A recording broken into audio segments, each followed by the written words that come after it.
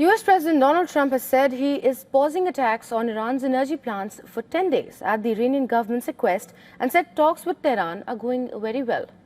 In a post on Truth Social, Trump said that he is pausing the period of energy plant destruction by 10 days to Monday. He further added that despite statements to the contrary, the talks with Iran were ongoing. Earlier, Trump held his first cabinet meeting since Iran war, where he spoke at length on various aspects. He said Iran is begging to make a deal with US. This even as he reiterated obliterating Iran's Navy, Air Force, missile arsenal and defense military base. Smaller version of what we're doing now. We're crushing their missiles and drone stockpiles, destroying their defense industrial base. We've wiped out their Navy completely, their Air Force completely. We've wiped out a large percentage of their missiles, and the missile launchers, without the launchers, the missiles don't do. On the negotiations front, US President says Iran is begging for a deal with the United States. Trump said Iran is playing smart by not accepting that they are having negotiations to make a deal. They now have a chance to make a deal, but that's up to them. And they'll tell you, we're not negotiating. We will not negotiate. Of course they're negotiating. They've been obliterated. Who wouldn't negotiate? They are begging to make a deal. Donald Trump also added that Iranian leaders are finding it hard to communicate with each other as their first and second-tier leadership is gone. Trump also expressed his disappointment in NATO. He said that Iran war was a test for NATO and they will soon realize the mistake that they have made. Nobody's a match for the United States, but they're not a match for the United States. It's small potatoes. That's why I'm so disappointed in NATO, because this was a test for NATO. This was a test. You can help us. You don't have to, but if you don't if you don't do that, we're going to remember.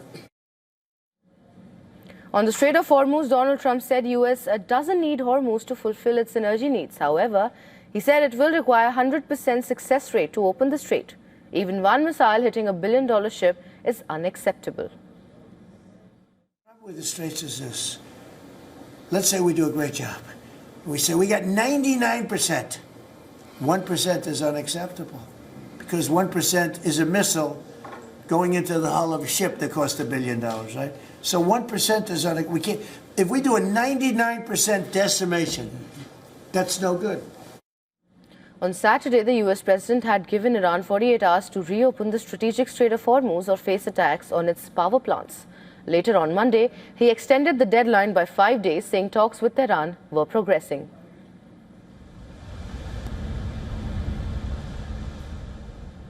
For more on this, our correspondent Susan Tehrani has sent us this report. Listen in. President Trump has now extended the deadline for negotiations with Iran by 10 days, pausing planned U.S. strikes on Iranian energy infrastructure until April 6th. The move came after mediation efforts by regional countries as Washington tries to push Tehran back to the negotiating table. Publicly, Iran has rejected a U.S. 15-point proposal to end the war, but officials appear more open to talks behind the scenes, suggesting both sides are trying to avoid major escalation. But at the same time, the Pentagon is preparing military options for a potential final blow, including expanded bombing campaigns and even possible ground operations targeting nuclear sites or strategic oil infrastructure. Analysts say this pause is essentially a pressure tactic. Washington is giving diplomacy one last window while positioning forces in the region, while also keeping an eye on the markets as well. If negotiations fail by early April, the U.S. could escalate dramatically, potentially targeting Iran's economic lifelines like Kharg Island or oil export infrastructures, which would be a major step toward a wider war. Susan Tehrani reporting from New York for WION World is One.